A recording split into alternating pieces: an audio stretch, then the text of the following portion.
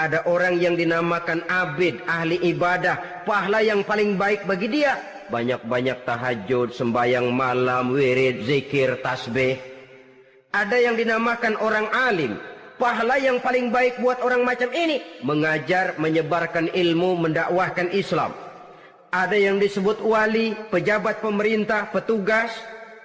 Amalan pahala yang paling baik buat orang semacam ini, melayani masyarakat, bekerja di bidangnya sesuai dengan profesinya.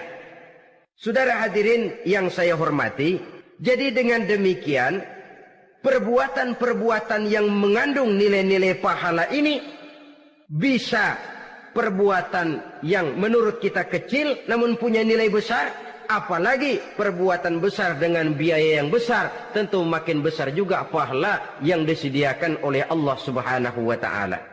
Oleh karenanya, kalau kita bercermin dari ayat Quran, hidup ini kesempatan untuk berbuat baik. Huwallazi khalaqal mauta wal hayata liyabluwakum ayyukum ahsanu amala. Dialah Allah, Tuhan yang telah memberikan hidup dan mati kepadamu untuk menguji kamu, siapa di antara kamu yang paling baik amal perbuatannya. Jadi tidak saya rinci, tapi cukuplah satu penjelasan global. Perbuatan yang berpahala adalah perbuatan melaksanakan perintah Allah atau anjuran Allah dengan dasar ikhlas, dengan tujuan untuk mencapai ridho Allah semata-mata. Lalu apa perbuatan yang mengakibatkan dosa itu? Saudara-saudara, dosa lahir akibat melakukan larangan Allah atau mengerjakan yang dicelaknya. Nah, para ulama ada yang membagi dosa itu menjadi dua bagian. Ada dosa-dosa kecil, ada dosa-dosa besar. Tetapi sebenarnya ditinjau dari segi hakikatnya, kalau sudah melakukan satu kesalahan yang mengakibatkan dosa, jangan dilihat besar dan kecilnya, tapi kepada siapa dosa itu kita kerjakan. Sebab kalau dosa kita anggap satu yang kecil, orang akan terangsang untuk mengerjakan yang kecil-kecil saja.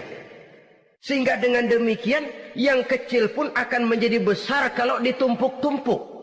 Sedangkan yang besar bisa saja menjadi kecil kalau selalu diiringi dengan permohonan ampun kepada Allah.